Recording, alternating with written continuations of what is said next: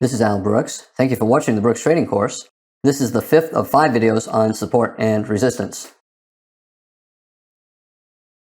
The highest close of the day often is resistance, and the lowest close of the day often is support, in part because a lot of institutional traders use line charts, and they don't see the high of the day or the low of the day, they only see the highest and lowest closes of the day. Bull trends need higher lows, so the prior higher low in a bull trend is support. Bear trends need lower highs, so the prior lower high in a bear trend is resistance. I'll also talk a little bit about 50% pullbacks. I think a 50% pullback is the most important of all pullbacks. Bull trend, this is the highest close at this point, and then the market sold off. You have buy the close bulls buying there, looking to buy more above a bull bar here, hoping that it gets back to that high close, where they can get out break even on their first entry and with a profit on their second. The bears try to trap bulls. The bears know there were bulls buying these closes. The bulls are disappointed, and they're now hoping to get out break even. Some bulls will place a limit order to get out at their original entry price. Some will be so disappointed by these 4 bear bars, they'll place a limit order just below that price. If enough bulls have their limit order a little bit lower, you'll get a reversal down from below that high close. And the bears know the bulls are doing that as well, and they want to trap those bulls. They want to force the bulls into giving up. The bulls gave up here. The bulls gave up here. So the bears are selling as well at and below this close, knowing that if the market does not get up to that close, the bulls who are still long will have to give up. Tried to get up there, could not. Bears will sell on the reversal down. Bulls will sell here as well, taking the loss, thinking that it tried to get to the high close, could not, we're probably going lower, and bulls eventually will give up. The high close, therefore, is resistance. Lowest close, support. Disappointed bears who sold this close are happy to get out break even. When they see the 2 bull bars here, failed breakout below a prior low, maybe a wedge, 1, 2, 3, and then they get this bull bar. The bears who sold here are saying, uh-oh, I'm in trouble. This may turn up. When they see this, they place a limit order to get out break even. The bulls see the same thing, and they say, I think we're going up. I'm going to try to buy a test down to this low close. They see the strong reversal up. They place a limit order to buy at that low close. The same right here. We have another decent sell-off. This is the low close. The bears who happen to sell that close see this and say, darn, look at that, I'm in trouble. And they place a limit order to get out break even, or maybe a limit order to buy a little bit above that close, just in case it does not come all the way down there. The result is this low close then becomes support.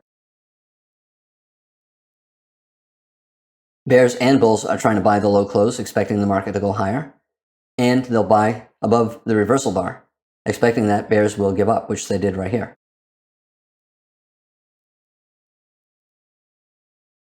Here, the bears were able to get out break even. The bears who sold this low close. Here, the market did not get down to their entry price, and the bears got trapped and they gave up as the market went higher. Bears sell bear closes, betting on lower prices. They see a rally, and they're hoping the first reversal up is minor. Therefore, some bears will look to sell below a bear bar, hoping that it gets back down here and they can get out break even on their first sell and with a profit on their second.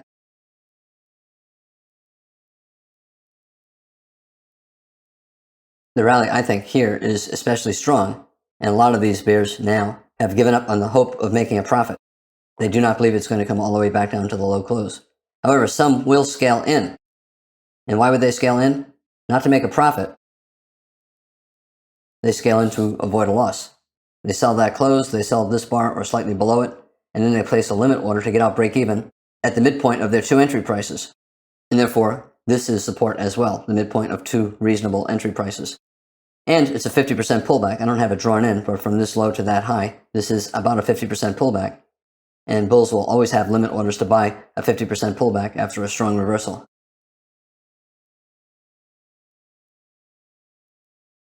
Most traders would not take that sell. Possible trading range, not strongly down. Bear bars, bull bar, bear bar, bull bar, and then the biggest bear bar, possibly a 2-leg trap, leg 1, pullback, leg 2. So experienced traders would not take that sell. Those who did would realize their mistake after these 4 bull bars, and then they're hoping to get out simply break even and not with a profit. I'm using this slide just to illustrate the point that the low close is support. Bulls buy closes, hoping that the rally will continue. Some bulls who bought the high close, very disappointed by the 4 big bear bars. They'll buy more above a bull bar here or here, hoping to avoid a loss. However, after this much selling, and the bulls look to the left and say, oh, this is a trading range, and I bought the top of a trading range, I made a mistake, I'll buy more here, not with the intention of making a profit, getting out at the original entry price, but with the intention of trying to avoid or minimize a loss. They bought this close, they bought more above a bull bar here, and they're hoping to get out break even. At the midpoint of their 2 entry prices, it has to get a little bit above that price, which it did here. And the bulls getting out break even on their entire trade creates resistance. It's also about a 50% pullback of the entire bear leg, so other bears will be selling there simply because it's a 50% pullback. Most traders would not buy up here. I'm just trying to illustrate a point. There are some that would buy closes, hoping for a continued bull trend. Most traders would be concerned about a double top here or a bigger double top here, trading range price action. However, some would buy here, use a wide stop, hoping that the trend would continue up, confident that if it reversed down, it would be a bear leg in a trading range, and it probably would come back up there later. Bull trends need higher lows, bear trends need lower highs, and therefore we have support and resistance.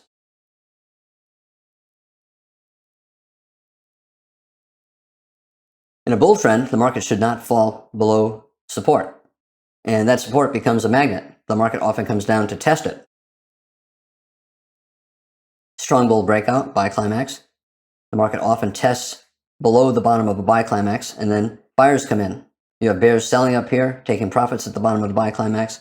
You have bulls looking at this saying, wow, the last time the market was here, it rallied strongly. If it gets back there, maybe it'll rally strongly again. So the bottom of a very strong rally becomes support, a magnet. The market gets drawn down to it.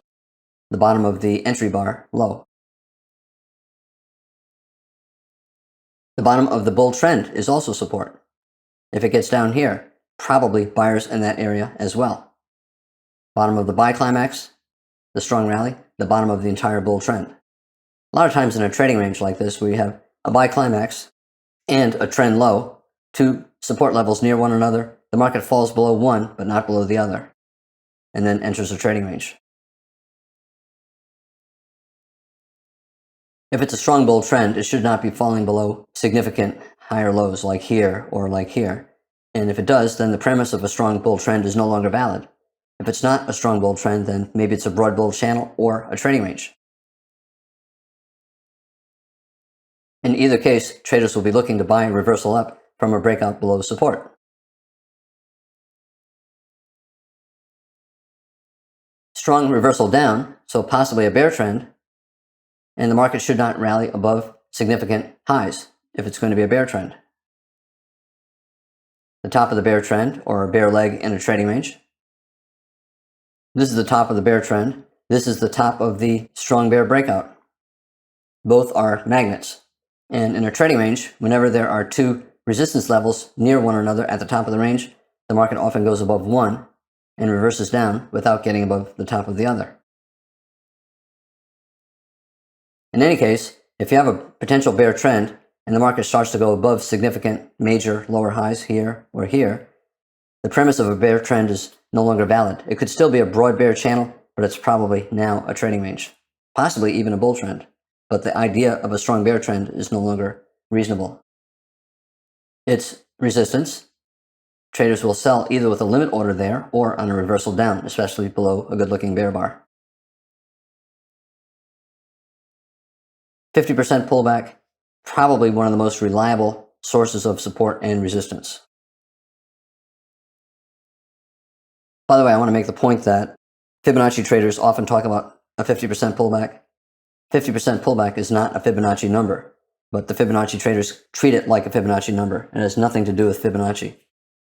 However, it's the single most important pullback retracement level, much more important than any Fibonacci number. Strong rally, 50% pullback. In a strong rally like this, if it starts to reverse down, bulls will place limit orders to buy a 50% pullback, betting that the bear reversal attempt will fail. and that the bull trend will resume. They either buy with a limit order at a 50% pullback or on the reversal up using a stop order. The bull trend continues only if it continues to form major higher lows. A strong rally to a new high, this now becomes a major higher low. As long as the market stays above this low, it's a bull trend. Strong breakout to a new high, this now is a major higher low. This is a minor higher low. One bull bar, not a strong breakout. This is minor, so the market can fall below it and still be in a strong bull trend. Another strong reversal up. Bulls will place limit orders to buy a 50% pullback or above the high of the reversal bar or above the high of this bull bar, betting that the bull trend is resuming. Very common for the market to dip just a little bit below 50%, to test below it. And because it often dips just below 50%, traders with limit orders at 50% usually get filled. If it does not dip below 50%, a lot of these bulls who wanted to buy at 50% are not filled. Instead, they'll buy on a reversal up, especially above a bull bar, using a stop order. 50% pullback in a bear trend is resistance. Here's a bear trend. This is 50%. Bears will sell a 50% rally. They'll place a limit order to sell, using a stop above the top of the bear trend. If they do not get filled, they'll sell on a reversal down. Here we went above 50%, they'll sell on a reversal down. Some bears will say, well, wait a minute, these are two good bull bars, I'll wait for a second entry sell. And then they'll take it here. It's also a wedge. 1, 2, 3. Some bears sell with stop orders on reversals down. Others sell with limit orders. Stop above the top of the most recent lower high, which in this case is the top of the bear trend. It continues to be a bear trend only if it continues to form major lower highs. The bears sell pullbacks to prevent the market from going above a major lower high. Is this a major lower high? No, it's minor. It did not lead to a strong sell-off to a new low, and therefore going above it could simply still be part of a bear flag, or a bull leg in a trading range. Going above this high does not end the bear trend.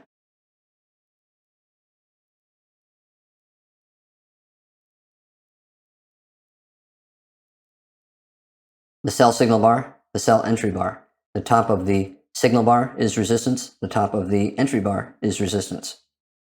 Weak bears put their stops just above either bar. Stronger bears will use wider stops, just in case it evolves into a trading range and this is not quite the top of the range.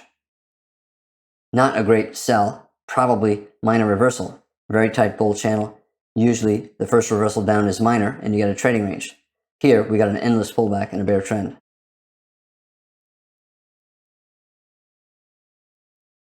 The bears are creating signs of strength because every pullback stays below resistance. Another pullback, lower high. Try to reverse up, could not trigger the buy. Early signs of maybe a small pullback bear trend, which it was.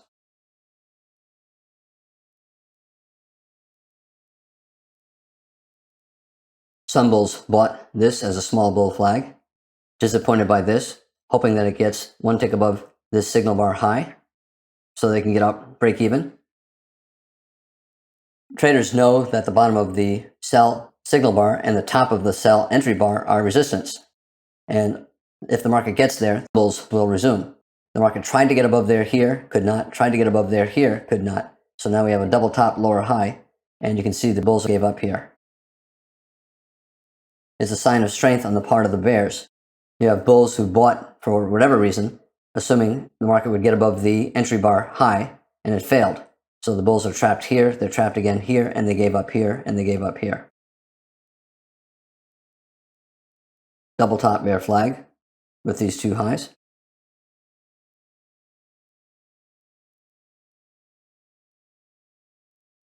The biggest bear bar occurring 20 or more bars into a bear trend, more likely an exhaustion gap. Gap between this low and any of these lows. Gap between this low and the low of the bar before the sell climax bar. Chances are the market's going to close the gap, get above this low. Chances are it's going to go at least a little bit above the top of the sell climax bar. The top of a sell climax bar late in a bear trend is a magnet. It's resistance. Everyone knows the market's probably going to get there. This is more likely an exhaustive end of a bear trend than a measuring gap, the start of a new leg down. The biggest bear bar, 20 more bars into a bear trend, probably an exhaustive end of a trend, and therefore the top of the bar is a magnet. The top of the entire strong sell-off is a magnet as well. This is the last major lower high, strong breakout to a new low, so it's a major lower high, and the bears are in a bear trend as long as it keeps forming major lower highs. If it gets above a major lower high, the premise of a bear trend is no longer valid. The market's either in a trading range or in a bull trend. Weak bears see a strong bear bar like this. They don't want to risk much. They'll put a stop just above the top of the sell climax bar instead of the top of the most recent major lower high. Strong bears know that the market is probably going to go above here, and they're buying back their shorts down here. And bulls know that this is probably an exhaustion bar, and they'll either buy the close, or they'll buy the reversal up, or they'll buy a double bottom, expecting the market to go at least a little bit above this bar. Strong bears know the weak bears will give up, but they also know that the bulls will take profits at the top of the sell climax bar, so strong bears will sell for a scalp. Whenever you get a sell climax late in a bear trend, usually the market's going to go at least a little bit above the high of that sell climax bar. And we have an attempt at a double top, the top of the sell climax in here, and we're getting a bull breakout above the double top. You have to be looking for a measured move up as the minimum target if it starts to go up. Maybe a measured move up based upon the height of the entire bear leg from here to here. And it looks like more computers use that for their measured move projection. And you can see a lot of profit taking right around that target based upon the height of the entire final bear leg.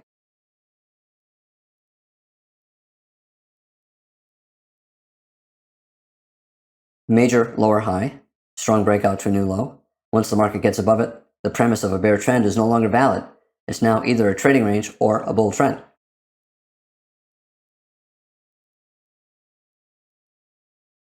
On the left here, a pair of good-looking bull bars, but it could be an exhaustive end of the bull trend, and the bottom of the buy climax is support. Weak bulls will put their stops here, and they'll get stopped out. Strong bulls will buy here, at least for a scalp. And bears who sell up here will be taking profits down there, so the bears will be buying here as well. Since we cannot see the bars to the left, we don't know if this is late in a bull trend, but let's assume that it is. The bottom of a buy climax late in a bull trend is support. It's a magnet. The market usually gets drawn to it, and usually the market dips at least a little bit below. Usually you get some kind of a bounce, and then the market decides whether it'll form a double bottom, break above the neckline, and rally for a measured move, or a failed double bottom, break to the downside for at least a measured move.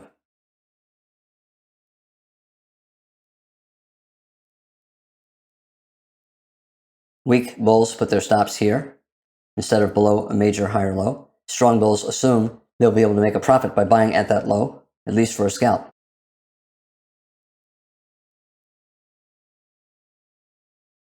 Once the market falls below the bottom of the buy climax, you have big up, big down, big confusion, probably a trading range.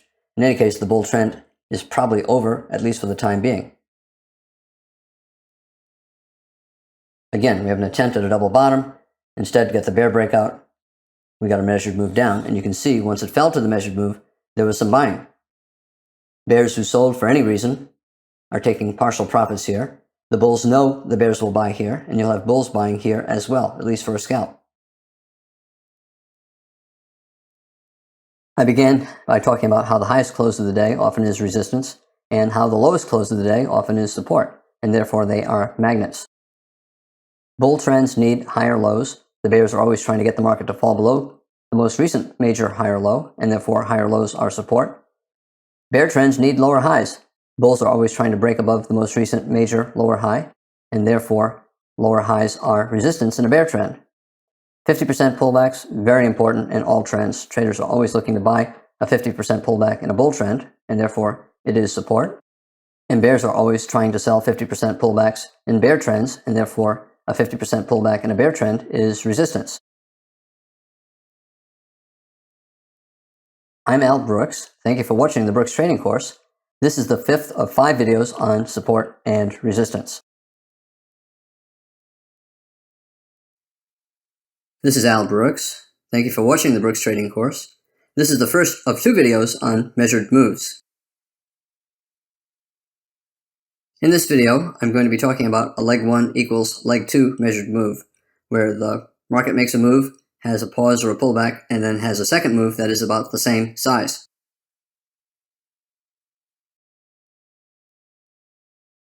First of all, I'm going to be talking about a measured move based upon the height of a prior leg in a trend. So a leg 1 equals leg 2 measured move.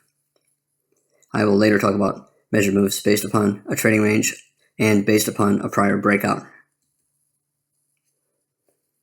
So here we have a bull trend, and here's the first leg up. Some computers will say it ended here. Others will say it ended here, and then we had a pullback, 1, 2, 3, and then a second leg. And then you can see the second leg up clearly started here, and it ended there. And this is a perfect leg 1, leg 2 measured move. First leg, pullback, second leg. Whenever there's a breakout and it's fairly strong, traders will look for a second leg up, and their first thought is that the second leg will be about the same size as the first leg. Here we have a bull trend, pullback, and then a breakout of a wedge bull flag, 1, 2, 3, so clearly a break above the bear trend line. And it has a lot of bull bars, no bear bars, so probably if there's a pullback, there's going to be a second leg up. So traders buying the reversal up are looking to take profits around the same distance up as the first leg traveled. So a leg 1 equals leg 2 measured move. Here we have a strong reversal up. So traders are thinking that the market will probably have a second leg up. Maybe the second leg began here. Well, maybe not. Tested back down here. Same price level, but maybe this is the start of the second leg. So here we have a nested leg 1, leg 2 measured move. Leg 1, pullback, leg 2. And the second leg subdivided into a smaller leg 1, pullback, leg 2. In fact, this second leg subdivided as well, leg 1, pullback, leg 2. In general, when a trend is strong, like during a strong breakout, traders expect that after a pullback, the trend will try to resume.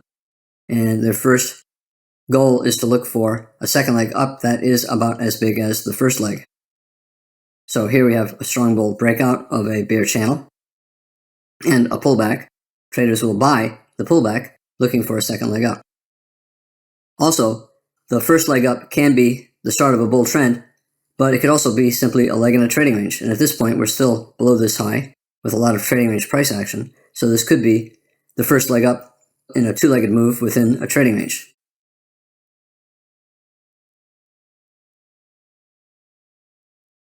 In general, the leg 1, leg 2 measured move target is the minimum goal after a deep pullback like this, and the market could continue up much further. This is the height of the first leg, pullback. Height of the second leg did not quite reach a leg 1, leg 2 target. Bulls hoping to get out there, when they saw this, they changed their minds and they get out here or here. And here, the final bulls gave up. Very often, a leg 1, leg 2 measured move takes the form of a spike and channel bull trend.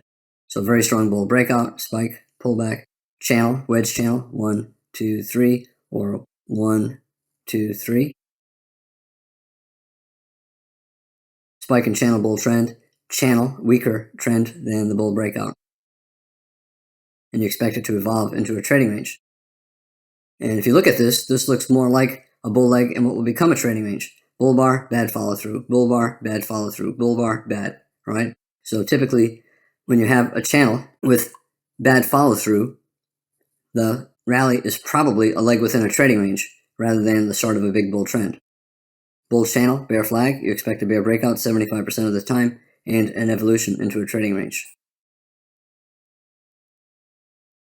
I'm also, as a trader, always looking for as many signs that the market is topping out, or that a move is ending and that I should be taking profits, or even looking for a trade in the opposite direction.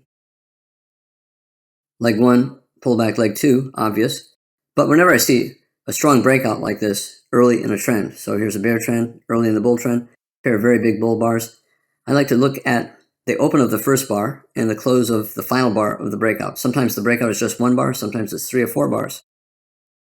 And then I project up from the open of the first bar to the close of the second bar, and that also is an area where bulls will take profits.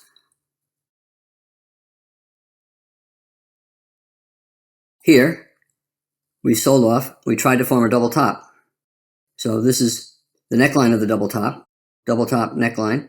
If the market goes above the double top, it often travels for a measured move up. Just like if it breaks below the neckline, traders will look for a measured move down. I mentioned that small patterns can be nested within bigger patterns. When the market reaches targets, resistance areas, bulls take profits and aggressive bears begin to look for scalps. They'll sell more higher, scaling in, and then they'll look for scalps. When the market is around a measured move target, bulls take profits and bears begin to scalp. Leg 1, pullback leg 2.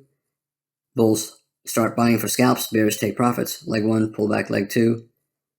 Bulls take profits, or at least partial profits, and bears start to sell for scalps. Small leg 1, pullback leg 2. Leg 1, pullback leg 2. And all the way up, leg 1, pullback leg 2.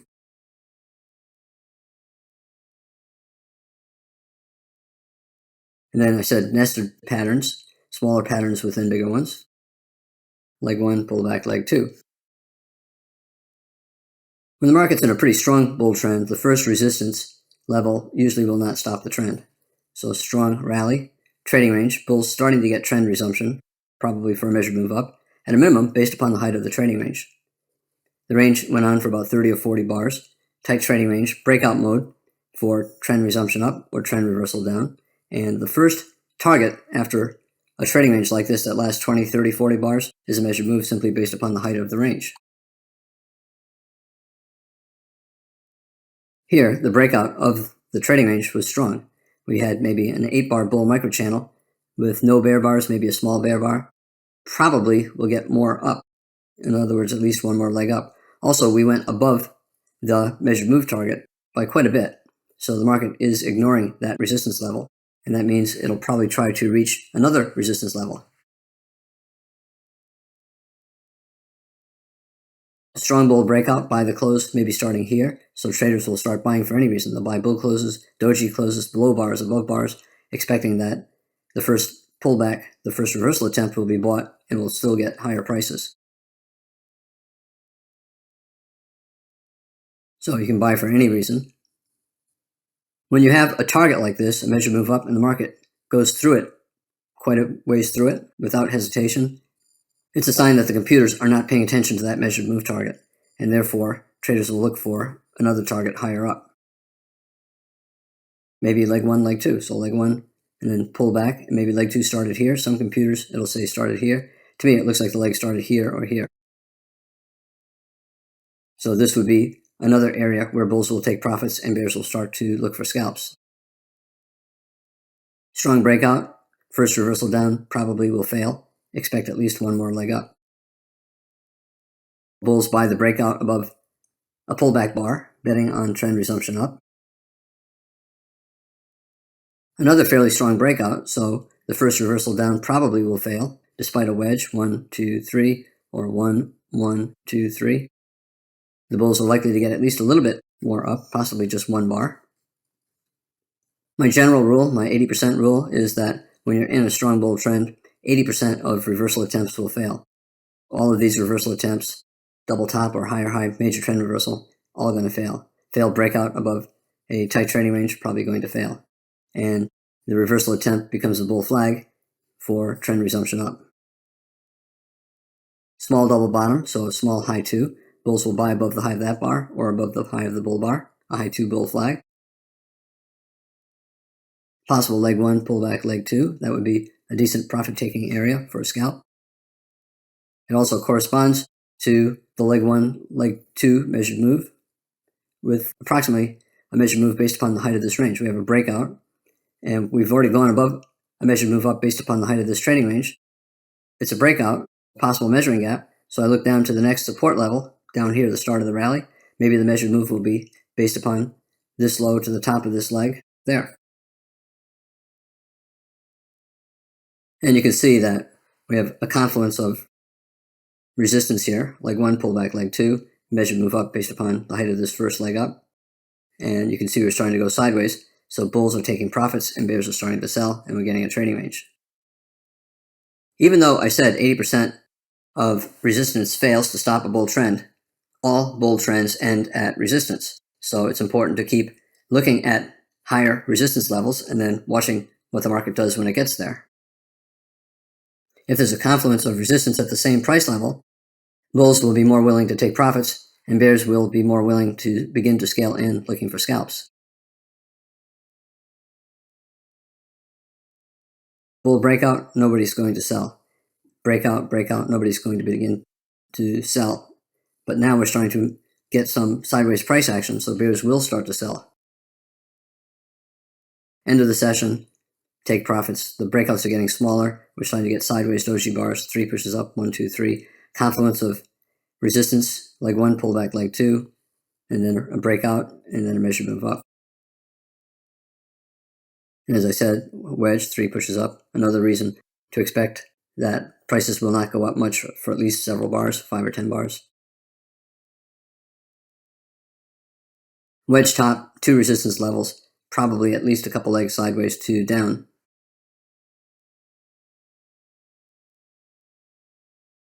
Sometimes when you have a measured move, it's hard to know where the start of the leg up began. There are often many choices.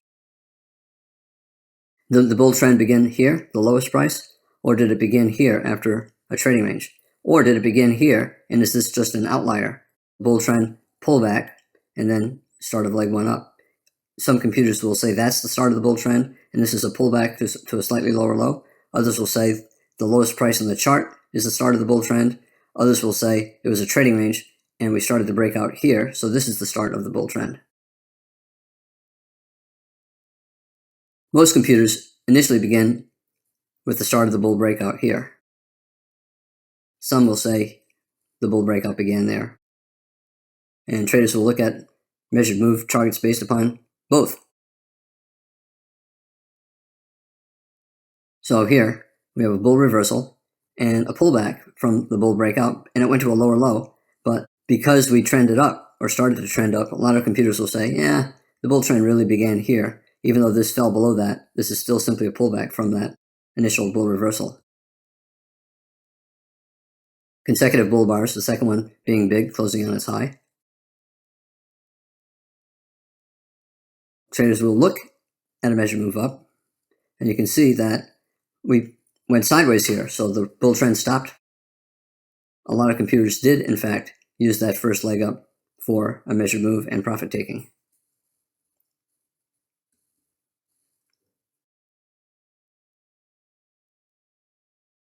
It doesn't really matter which one you use. There are computers that use this for the start of the leg 1, this. You know, I usually start with the nearest one, and if the measured move goes beyond it, then I look at the other ones. Well, this is like, let's say the computer said the bull trend really began here, and that this was all a trading range. So leg 1, leg 2, did it begin here? Did it begin here? Did it begin here? Again, different computers will use different things. Here, we started a breakout. I personally would tend to look at this as the start of the second leg up. You can see the profit taking at a measured move. Leg 1, pullback leg 2, telling you that a lot of computers said the bull trend began here, not here, and the second leg up began with this bull breakout, not with that low or with that low.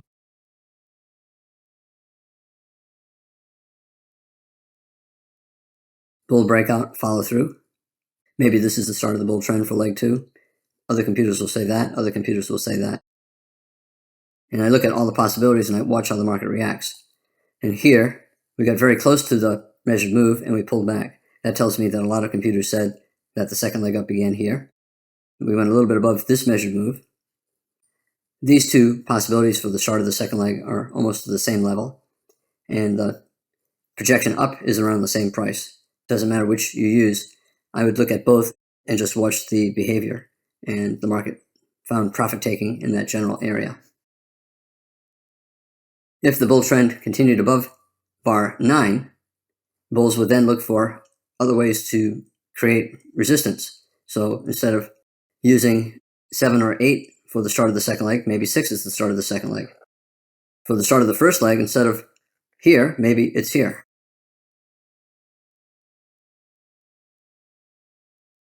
When a market ignores one target, traders then look for other possible targets. So here we get a pullback. Maybe this is the end of the move. Maybe the labeling is correct, but if we continue up, traders will look at the next resistance level. So they'll look for a lower start to leg 2 and a lower start to leg 1, creating a higher target where bulls will take profits and bears will begin to short.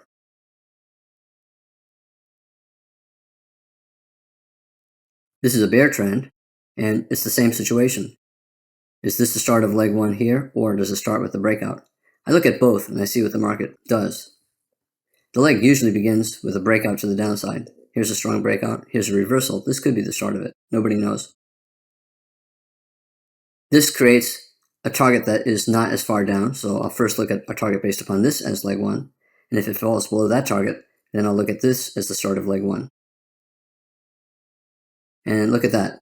We fell below the measured move projection and reversed up. It looks like most computers use the start of the breakout as the start of leg 1 down, and they saw this as just a trading range and not the start of the first leg down. If it fell below this point, then bears would start looking for other ways to draw the projection, and instead of using this for the start of leg 1, they would then look at this, and that would give a target lower down.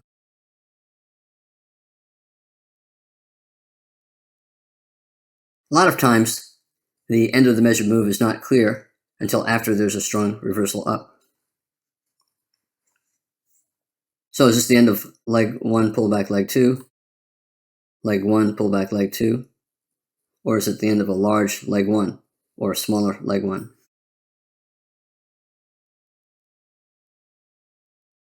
Is this leg 1, pullback leg 2, and we're going lower?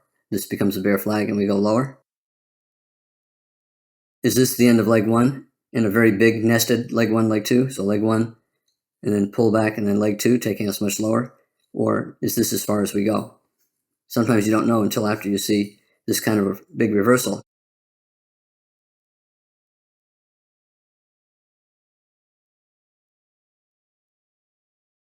So you can see the bear trend did not reach the other possible targets, and therefore the market is not really looking at the chart as leg 1, pullback leg 2, or leg 1, pullback leg 2. Big rally. Now the market's in a trading range. You can argue it's still a bear trend, and that this is a double top, a neckline, we break below for a measured move down. So you can argue that we're still in a broad bear channel, but at a minimum, we're in a trading range now. That's a strong enough reversal up. So traders will stop looking for leg 1, leg 2 measured moves down. If anything, they'll be looking for leg 1, pullback, leg 2 measured move up. So we got leg 1, pullback, and leg 2 failed. A lot of times it fails. So we have a head and shoulders bottom, left shoulder, head, right shoulder. And instead of a bull breakout, we went sideways to down. Most major trend reversals, most head and shoulders, tops and bottoms, result in a swing trade only 40% of the time. 60% of the time, either the trend continues or the market goes mostly sideways. But take a look at this. We have a sell-off, maybe leg 1, and we went sideways. So did leg 1 end here or did it end here? Some computers will say this is simply part of the pullback from the first leg down, and therefore leg 1 ended here, and leg 2 started here or here. Triangle, a lot of head and shoulders bottoms form triangles. So 1 push, 2 push, attempted break above the neckline, failed, and it formed a triangle and a bear flag instead of a successful head and shoulders bottom. So again, is this the end of leg 1? Or is this the end of leg 1? Is this the start of leg 2? Strong bear breakout, failed head and shoulders bottom. Did leg 2 start here? Did it start here? Did it even start here? I doubt that it started here. We sold off, we resumed up. So it looks like we're resetting the count here. I'll first look at this as leg 1 instead of this, and because it gives me a closer target. And then I have to decide where leg 2 began. Leg 2 here did not reach far enough down. Maybe this is just all a pullback from leg 1, and then I'm looking for trend resumption down for leg 2. Maybe it started here, maybe it started here. This could have been a leg 1, pullback leg 2, But in hindsight, it was not. It was just a bare leg in a triangle instead of the end of leg 2. However, if it did fall to very close to a measured move target and reversed up, in hindsight, we would say it was leg 2.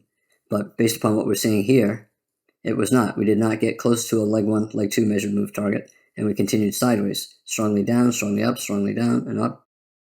It looks like if this is going to get a leg 1, leg 2 target, this is not leg 2. So this is leg 1, or maybe this is leg 1.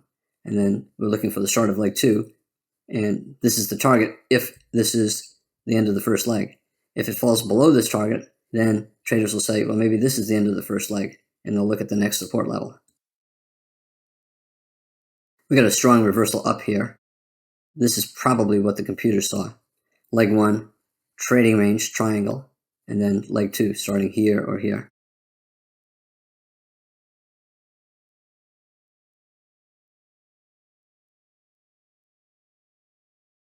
Different computers use different points. The computers have different algorithms. Nothing is clear except in hindsight, but I always look at the nearest support and resistance levels first. If the market ignores them and goes through them, I then look at the next possibilities. Leg 1, pullback, leg 2. Did not quite get there. It's still probably leg 1, pullback, leg 2, but it's possible that it's leg 1, pullback, leg 2. Since this became a trading range, it makes me wonder if this is not leg 2. So this is leg 1, trading range, and maybe leg 2 starts here at the start of this breakout. At some point in here, I'm beginning to wonder if this is the start of the second leg up, that we had a rally, and this whole thing is a trading range after the rally, and that this is simply a strong bull trend in the pullback from the initial breakout. Does not matter that it went far above the top of the bull breakout. Effectively, it's still possibly a bull leg and a pullback from a strong bull breakout. 8-bar rally, so possible trend resumption and possibly the start of a second leg up. So leg 1, and then trading range, and then leg 2. You can see some computers did, in fact, say that leg 1 ended here, because you can see at the leg 1, leg 2 target, there was some selling, bulls taking profits, and bears shorting. For leg 2, did it end here? Did it end here? Did it end here? Different computers see different things. Does not matter. I'm just looking for reasons to take profits and reasons to scalp in the other direction. In this video, I talked about leg 1 equals leg 2 measured moves. And in that kind of a measured move, the market has a move, a swing or a trend, and then a pullback or a pause, and then a second move that is about the same size as the first move. The market often finds profit takers at that measured move target. This is Al Brooks. Thank you for watching the Brooks Trading Course. This is the first of 2 videos on measured moves.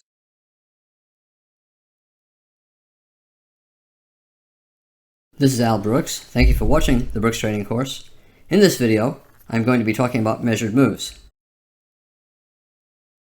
I am going to begin talking about measured moves based upon the height of a trading range. I will then talk about measured moves based upon the height of a breakout. Trading range, probable breakout up or down, and then a measured move up or down. The measured move is the market going as far as it did when it was doing something before. It was doing this before, so a measured move means that I'm looking for a move after leaving that trading range. I'm looking for a move about that same height. Remember the market cycle. It alternates between trend and trading range. When the market's in a trading range, I'm looking for a measured move and a trend based upon the height of the trading range. Breakout bar, strong follow through, probable measuring gap. Probably will get a measured move up based upon what took place before. Bottom of the range, top of the range, and you can see a lot of computers calculated that target and had limit orders waiting to take profits there, and bear computers were selling for scalps. Remember, a trading range, here, here, here, it's an area of agreement, and people tend to agree in the middle. So whenever the market goes up and then sideways, maybe this is the middle of the move. And therefore, the middle of the range often is the middle of a move. So the market goes up, sideways, and the middle of that trading range often is the middle of the final move. Bull breakout, and then an area of agreement. Here's the middle of agreement. So maybe it'll go up as far as it was down before the trading range began.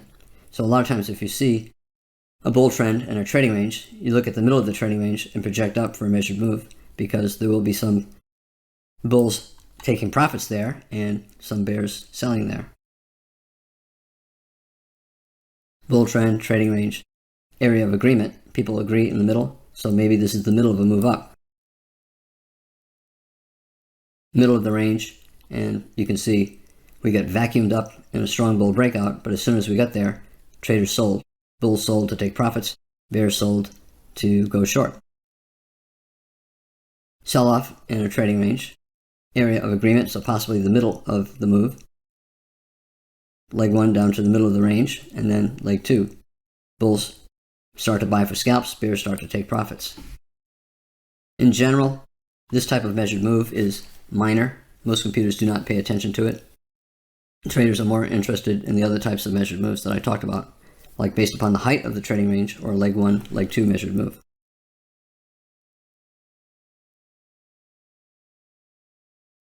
Leg 1, pull back leg 2. Leg 1, pull back leg 2. Leg 1, trading range, leg 2. If you remember what I said earlier, a lot of times if you have a bull trend and a trading range, computers will assume that leg 1 ended when the trading range began. So leg 1, here's the end of leg 1. Leg 1, trading range, does not matter that we're higher. Trading range began here. So leg 1, and then the start of a trading range, and then leg 2, when we're starting to break out to the downside. I also said that computers use the height of a trading range for measured move projections. So trading range, measured move up. Trading range, maybe measured move up. Trading range, maybe measured move down. So you can see we did go for measured move up here and again here, but not to the measured move down there. When there's a breakout, sometimes the height of the breakout itself can lead to a measured move. When a market has a breakout, traders assume that there's going to be a second leg up that will be based upon the initial breakout. We talked about a leg 1, leg 2 measured move, the second leg up about the same size as the first. I talked about a measured move based upon the height of a trading range, but the market also has a measured move based on the height of the breakout. So bull breakout, I look at the open of the bull body and the close of the bull body. Maybe we'll go up for a measured move. Bulls take profits and aggressive bears sell. Strong bull breakout, maybe we get a measured move up. 40% of the time, if you're going to get a measured move from a strong breakout, it'll be in the opposite direction.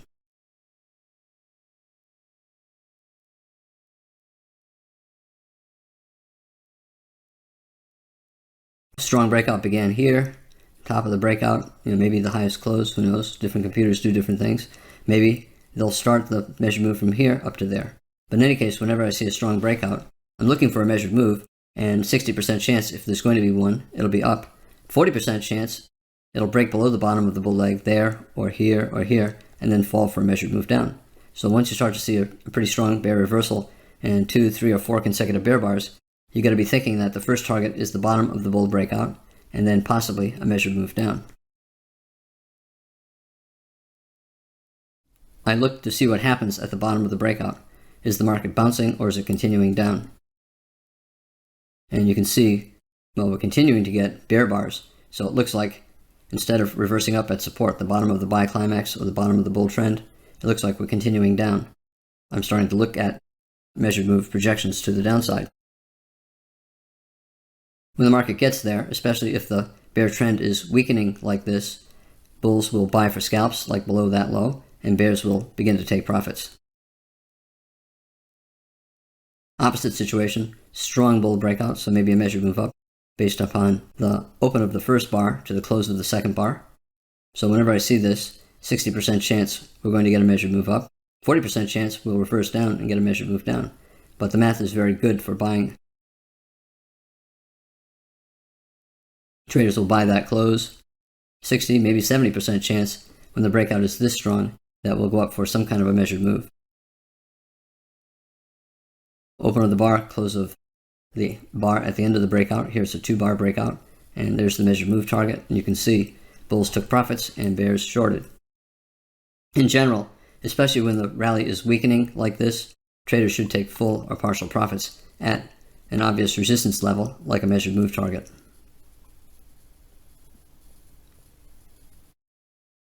Opposite true with a bear breakout. Very strong bear breakout. Bad follow through, but very strong bear breakout, so possible measured move based upon the height of the breakout bar. 60% chance the measured move will be down. With this bad follow through, you got to be thinking it could also be up, break above the high of the sell climax, and travel up for a measured move.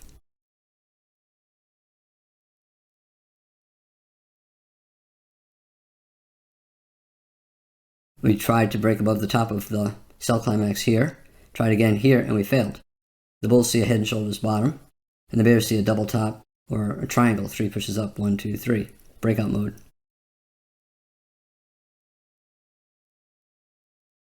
Bulls will buy on a stop above the double top or above the triangle, and bears will sell on a stop below the right shoulder of the head and shoulders bottom, right below the low of the higher low.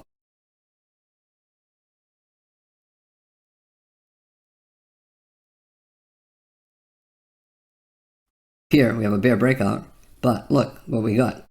We got around a measured move up based upon the height of that bear body. Bulls buy on a stop above this bar, that bar, or here, hoping to get the measured move up, which they got.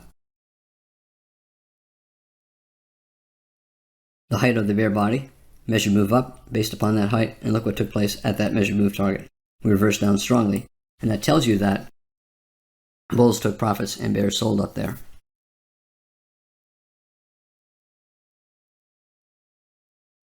Bears also sold, expecting at least a pullback big enough for a scalp, hoping for either a swing down or a trading range. Again, there are often many choices. Strong bull breakout and a reversal all the way down to the bottom of the bull breakout, the buy climax.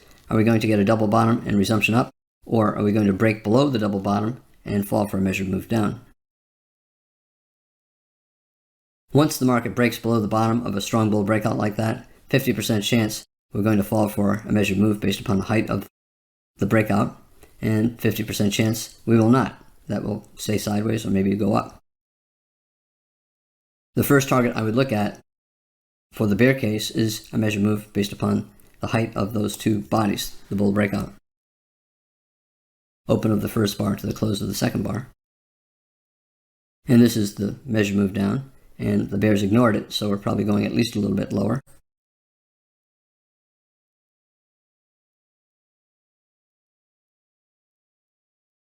You can see, instead of finding buyers at the measured move, we broke out and had follow through.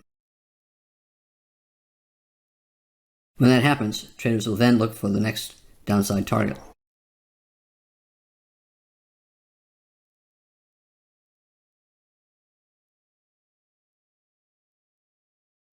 Bulls try to get a double bottom. Here's the neckline. They wanted a measured move up above the neckline.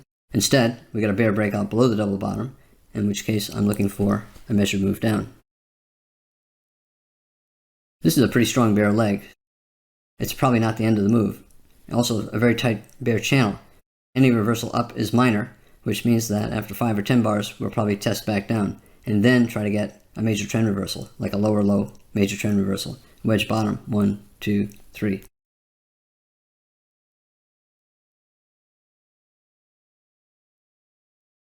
So instead of looking at simply the height of the bull breakout, maybe the market is looking at the height of the entire bull trend.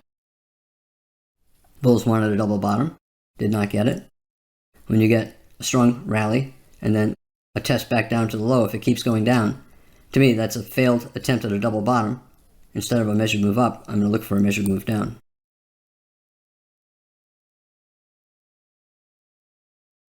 Measured move projection is down here, did not reach there. Bear breakout here, tried to find a base here. We got a bear breakout, so probably at least a little bit more down. And here we got a measured move down from that high to this low, or in the middle of the gap, that low, this high. And bears took profits and bulls bought. Also a possible lower low, major trend reversal, bear trend, wedge bear flag, and then a weak rally to a wedge bottom. 1, 2, 3. Bulls will be looking to buy a reversal up. Some will start buying on that bear close, betting that the next bear breakout will fail. Remember, every bull trend ends at resistance, every bear trend ends at support, and there are often many possible support or resistance levels. And I'm looking for a confluence of resistance or support. Here in a bear trend, I'm looking for a confluence of support, and the more things that are creating support here, the more likely the bear trend will end here, and we might get a bull trend. We might get a trading range, might get a bull trend. As I said, lower low, major trend reversal, wedge bottom, 1, 2, 3. Bulls will start buying either bear closes or above that bar, bull closes, any reason below this bar, looking for at least 2 legs up. Up to where? Up to measured move targets. Lower low, major trend reversal, wedge bottom. In this video, I talked about measured moves based upon the height of a trading range. There's usually a breakout that pauses around the measured move target. I next talk about breakouts leading to measured moves, and once they reach their target, they usually get at least enough profit taking to cause a small trading range. This is Al Brooks. Thank you for watching the Brooks Trading course. This is the second of 2 videos on measured moves. This is Al Brooks. Thank you for watching the Brooks Trading course. This is the first of 4 videos on reversals. I'll begin by defining what I mean by a reversal, and next I will distinguish between a minor reversal, which leads to a trading range, and a major reversal, which leads to an opposite trend. And I'll make the point that reversals begin with breakouts. Even if the breakout is small, there's almost always a breakout at the start of a reversal.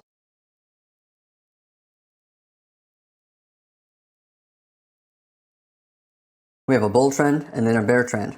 The bull trend reversed into a bear trend. And we have a bear trend that reversed into a bull trend. A reversal at the top, a reversal at the bottom. A bull trend and a bear trend are opposites, and when one changes to the other, the trend is reversing from up to down, and then from down to up. Remember, all markets are either always in a trend or a trading range, and a change from one type of market behavior to another is a reversal. For example, a bull trend that becomes a trading range is also a type of reversal, although most people do not usually use the term reversal. We have a trading range and then a bull breakout. It's a breakout, and that's the term that I typically use, although you can argue that it's also a reversal because it's going from one type of market behavior to another type of market behavior. A bull trend became a trading range. Traders often call that a consolidation or a pullback. It begins as a pullback, but once it grows to 20 or more bars, the odds of a bull breakout fall to the same as the odds of a bear breakout. And instead of calling it a pullback, I use the term trading range. Trading range means the probability of a bull breakout is the same as the probability of a bear breakout. Early on, when you begin to pull back, the probability favors that the trend will resume. But as more bars get added, the probability becomes more and more equal for the bulls and for the bears. Every change in the direction of the market, every change in the behavior of the market is a reversal. We have a small trading range up here, and most reversals involve some kind of a trading range. Normally, a bull trend does not go from a bull trend to a bear trend without first at least going into a trading range briefly. A bear trend usually does not go into a bull trend without at least becoming some kind of a small trading range. Here we have a small double top and a bigger double top and a bear reversal bar, and we got the reversal. Here we have a small double bottom and a decent bull bar and a reversal up. This is the euro versus the dollar, a 5-minute chart. The market's constantly trying to reverse. Every few bars, there's a reversal attempt.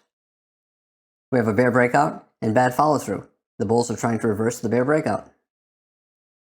The bulls did not get much of a reversal here, but this is the reversal occurring 19 bars after the bear breakout. It's a 2-bar reversal, down on this bar, up on that bar, separated by 19 bars. But this is the reversal.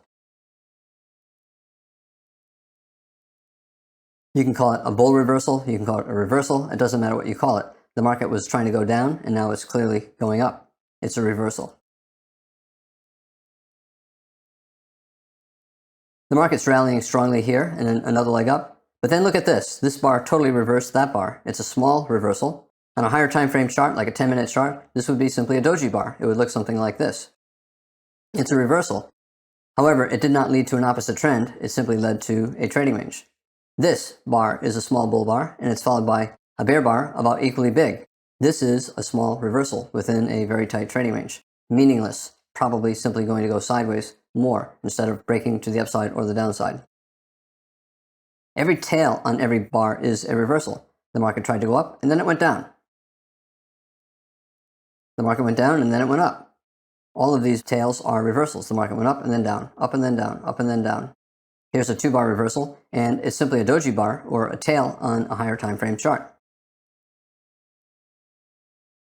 The market went up, and then it went down. This is a reversal, and on a higher time frame chart, like a 60-minute chart, this would simply be a doji bar, a bear reversal bar, up and then down. This would simply be a bar that opens over here, closes over here, and has a big tail on top up here.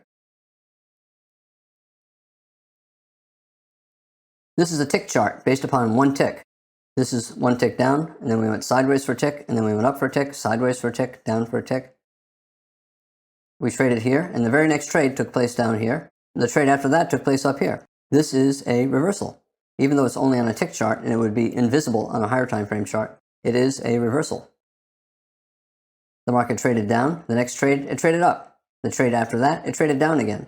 It went up, it went down. It's a reversal, even though it's only 2 trades, up and then down, and it took place probably in a fraction of a second. It's still a reversal. Any change of direction is a reversal. This is the euro versus the dollar. This is a 1-tick chart. The market went up a tick, and went up another tick, and then down and up and then down. This is a reversal. The market went up, and then it went down. The market was trading at this price, and the very next trade took place here, and then the very next trade took place here. We reversed up here, we reversed down here. Even though it's only a 1/10 of a pip. If you look at the prices, it's only a 1/10 of a pip. The market went up a 1/10 of a pip, and then it went down a 1/10 of a pip.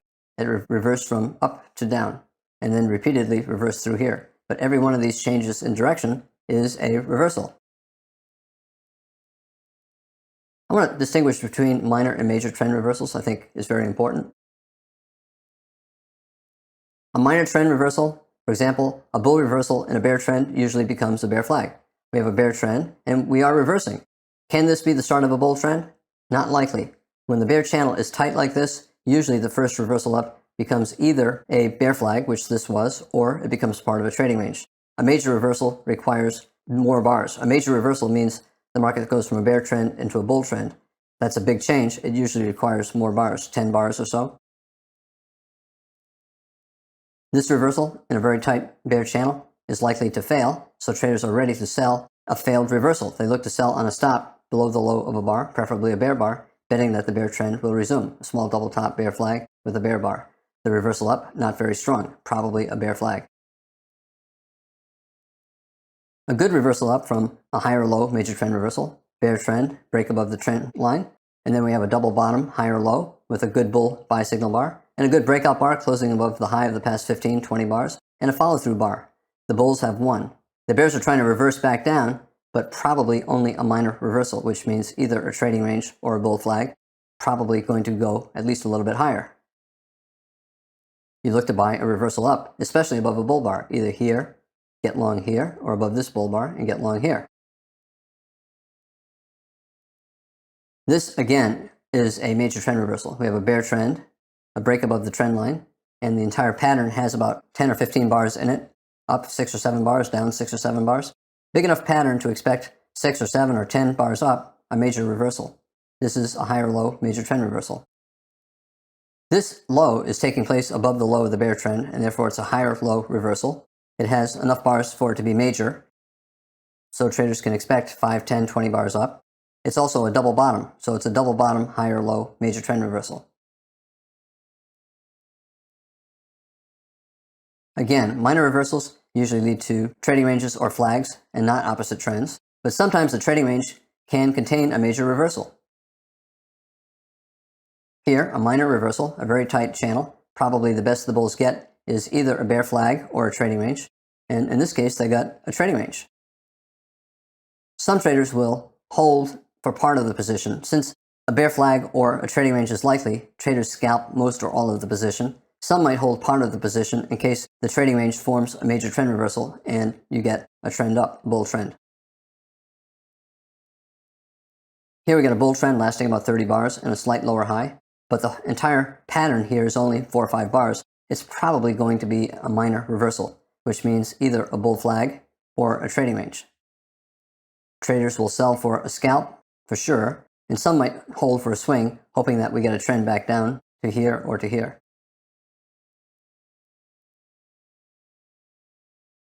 I want to say something about noise. It's a term you often hear when people are talking about trading. Noise is simply a minor reversal. For example, we have a bear trend, we're trying to reverse. A trader who's swing trading will ignore minor reversals, and sometimes someone will say, oh, that's just noise. Also, in a tight trading range when the market is making multiple reversals, some traders will ignore them and refer to them as noise.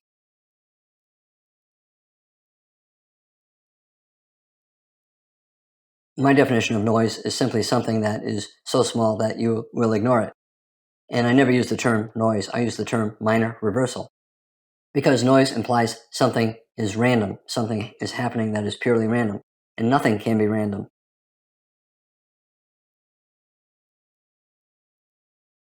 Everything that takes place because computers are making it happen. Everything is done because of logic. Just because something is happening and it's so small that you're choosing to ignore it does not mean it is random.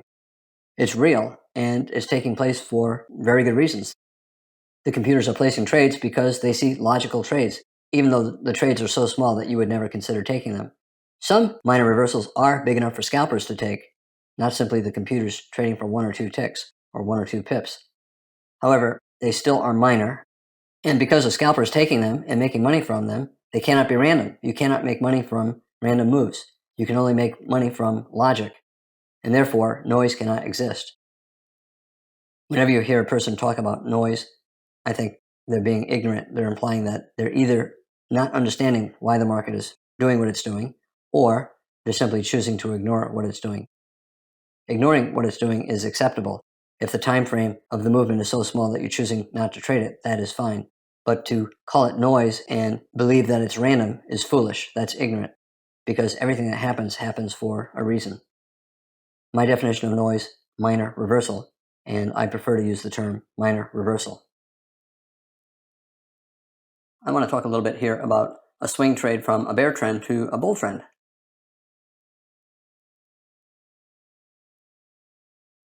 When the market's in a bear trend, traders assume that every reversal attempt will be minor, which means it'll become a bear flag or a trading range. And they continue to do that until they see a minor reversal that is especially strong.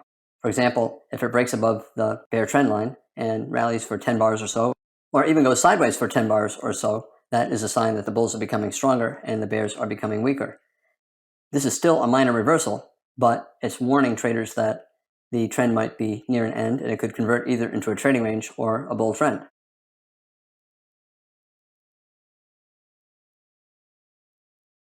Once the bear trend resumes from this minor reversal, traders suspect that the next reversal attempt might be more than a minor reversal, and in fact, it might become a major trend reversal. In general, when you have a major trend reversal setup, you have about a 40% chance that the reversal will in fact lead to an opposite trend. 60% chance either the market stays sideways or the bear trend resumes. Here we have a high or low major trend reversal. A minor reversal that's fairly strong. It broke above the bear channel, and now the bear trend is resuming. Traders will be ready for another reversal attempt, and there's an increased probability that this reversal attempt would in fact be major. We have a couple legs down.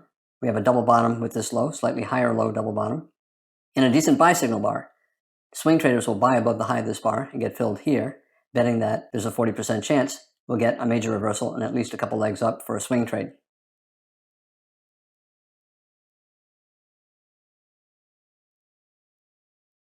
Let me talk about the opposite. Let me talk about a bull trend reversing possibly into a bear trend.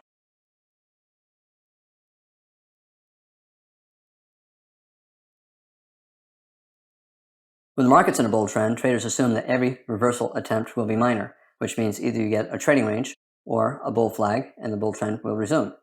However, if you get a strong enough minor reversal to break below the bull channel, below the bull trend line, especially if it lasts 10 or more bars, traders will wonder if the bull trend might be ending and either converting into a trading range or into a bear trend. And therefore, traders will look to sell the next reversal down, betting that maybe it'll become a major reversal into an opposite trend, a reversal from a bull trend into a bear trend. In general, 40% chance. Here, the bears are trying to get a lower high major trend reversal, a second entry short. The first attempt is below here. Most traders would not short that. And now we have a second attempt at a lower high. Traders would either sell there or below this bear bar. My concern about this as a major trend reversal is that the sell-off lasted only 5 bars, and that's usually not enough to lead to a major reversal. It might. The rally was weak, and the pullback from the high lasted 10 or 15 bars. Maybe there's a 40% chance this would result in a major trend reversal. Instead, it just resulted in a second leg down, and then a larger minor reversal, a minor reversal that had 2 legs down, one pullback 2, into a large bull flag, and then the bull trend resumed. However, at this point, the pullback from the high lasted about 30 bars, and that is a lot of bars, and that is a lot of time when the bulls were no longer in control. The market was balanced. Traders are aware of that this is a very big minor reversal. Therefore, if the bull trend resumes and tries to reverse again, there's a better chance for a major trend reversal down. They'll look to sell. This breakout is strong enough so that the odds are there'll be at least a small second leg up. After that second leg up, traders will look to sell a slightly higher high major trend reversal. This is a reasonable swing short, or you could sell below this bar, low 2 short, low 1 below here, low 2 here, and then a pullback from this bear breakout, consecutive bear bars. The odds are we're going at least a little bit lower. Again, 40% probability of a swing down, which means at least a couple legs. Usually when a swing trader is looking for a swing short after a major trend reversal, he's expecting at least a couple of legs down, and he's also expecting the reversal down to last 20 or more bars and lead to a reward that is more than twice the actual risk. Here, it's many times greater than the actual risk.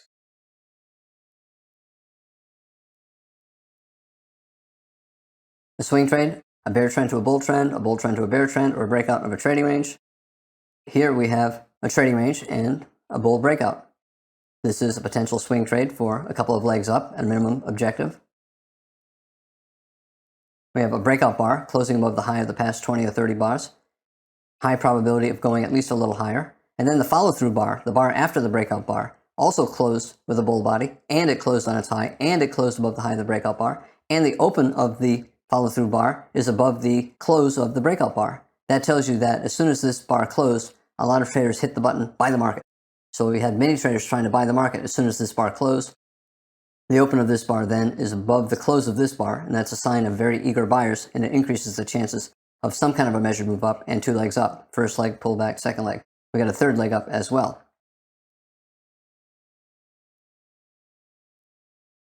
Almost all reversals begin with breakouts, although the breakouts are not always obvious. Sometimes they're small.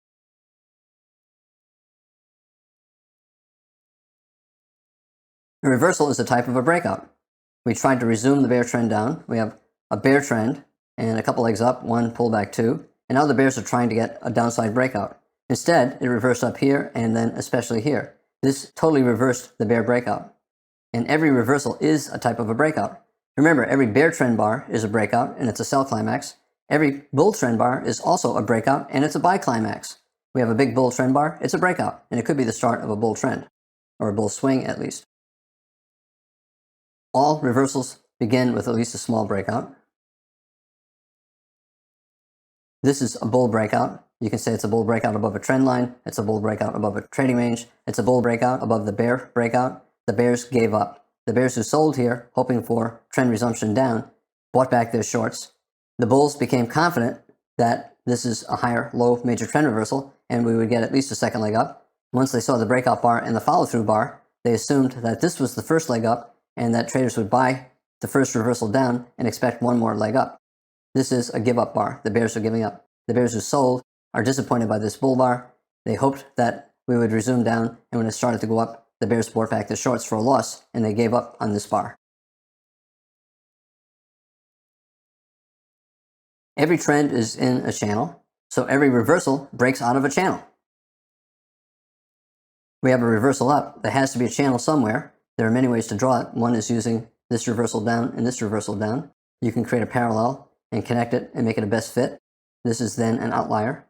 However, it's a bear channel, and this is a bull breakout. We have a bull reversal, so you know it has to be breaking out of a channel.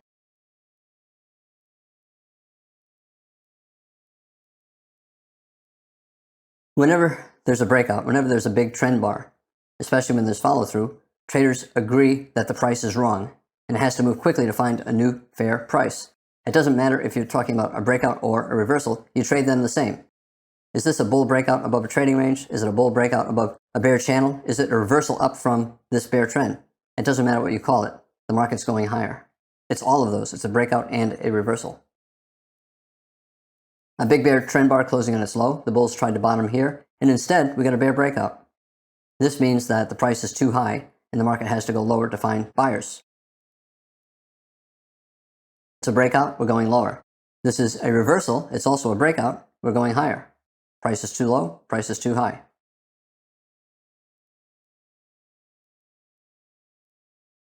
A bear trend is a bear channel, and there are lower highs and lower lows.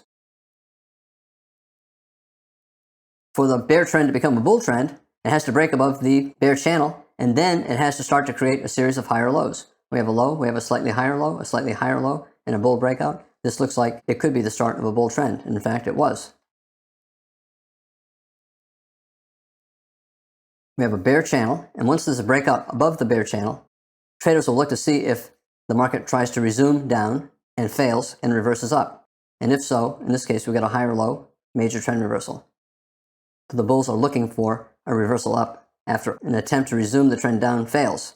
The bears trying to resume the trend down. Instead, we got a big bull trend bar. The bears are trapped into a losing trade, and the bulls are happy, thinking that they've caught the beginning of a rally that will have at least two legs up, one pullback two. Bear breakout, but bad follow through for the bears. Bulls will buy above the high of this bar, taking a chance that it's a higher low major trend reversal, and they want it to be the first of many higher lows and the start of a bull trend.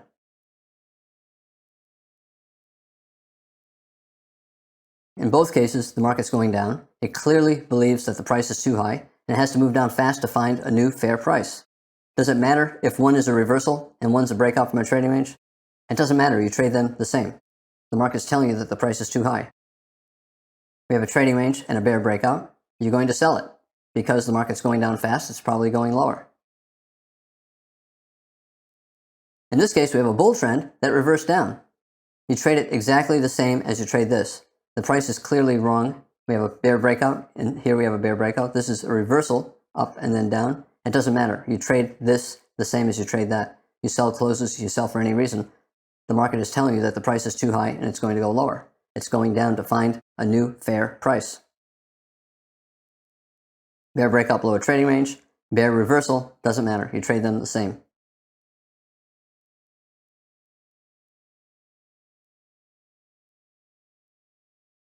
The bear trend here looks the same as the bear trend here. It does not matter what came before. You trade them the same. The market is looking for a new lower price. Sometimes a reversal can be obvious after simply a single bar. We have a bear trend, 3 pushes down, 1, 2, 3. Consecutive sell climaxes here, a little bit here, more here, more here. Probably going down too far too fast, and the odds are it's going to reverse. Here we have a single very big bull trend bar closing on its high, totally reversing this final bear trend bar. We're probably going higher for at least a couple of legs. A single bar like this can be enough to convince traders that a reversal is taking place. Strong bull reversal, wedge bottom. Traders expect that the market's always in long and that will go higher. And with every additional bull bar, the traders become more confident that will go up for some kind of a measured move. Some reversals take place with one bar, some take a lot of bars. before it becomes clear that the market has reversed. This is the high of this bear trend. However, initially this is simply a pullback in a bull trend. And the pullback kept growing and growing and growing, 20 bars or more. And at some point you have an endless pullback, a pullback that just keeps growing and growing and growing. The more bars that get added, the more the market becomes 50-50. The probability that the market will resume up drops to the same as the probability that the market will reverse down. Usually after about 20 bars, the probability is the same. This is a transition from a bull trend into a bear trend. This is the early stages of a bear trend. It's still a bull flag, and it's also a trading range. However, it's the beginning of a bear trend. It did not clearly become bearish until we had a couple big bear bars here, and then here, maybe here, 2 or 3 bear bars. At that point, the market has clearly reversed, and we're going lower for at least a couple legs. 1 pullback, 2, or 2. We have a parabolic wedge top, 1 or 1, and then 2, 3, and then a pullback for 5, 10 bars. It became 20 bars, endless pullback. And you have to be thinking that instead of a pullback, this is a trading range, and the market has an equal chance of a downside breakout as it does a resumption of the bull trend. This totally reversed the rally. Bear channel, bull flag, but the more bars that get added to it, it becomes an endless pullback. And once you have about 20 bars in a pullback, you have to be thinking about the probability of a bear breakout is about the same as the probability of a resumption of the bull trend. The bears need 2 things, a breakout bar and a follow-through bar, preferably a big bear trend bar closing below its midpoint or closing on its low, followed by another bear bar. And if they get that, you probably have a measured move down at a minimum. It becomes a measuring gap. Strong bear bar, big trend bar closing below its midpoint, good follow-through bar closing around its midpoint but with a bear body. The bulls gave up, the bears saw the bulls giving up, and the bears sold strongly, expecting at least 2 legs down. Here we have a bear trend and a reversal, but it's a bear flag, yet we got a bull breakout above the bear flag. Again, an endless pullback and then a bull breakout and a follow-through bar.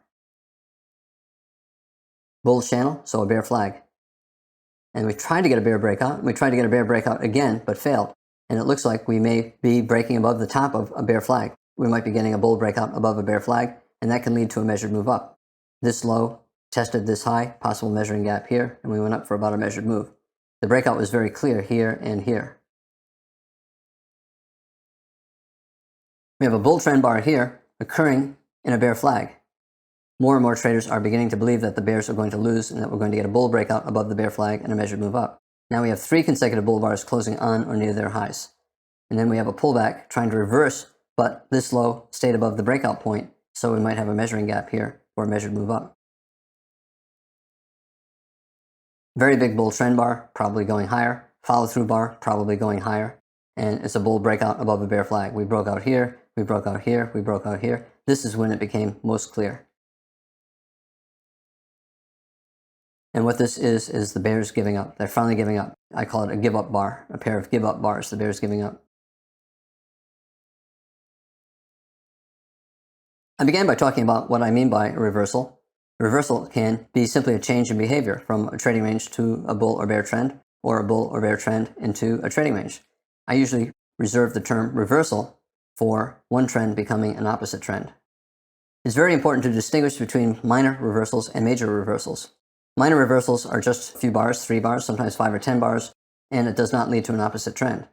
If a pattern is big enough, 10 or 20 bars, it has a much better chance of leading to an opposite trend, and at that point I call it a major trend reversal. A bigger pattern is a major trend reversal.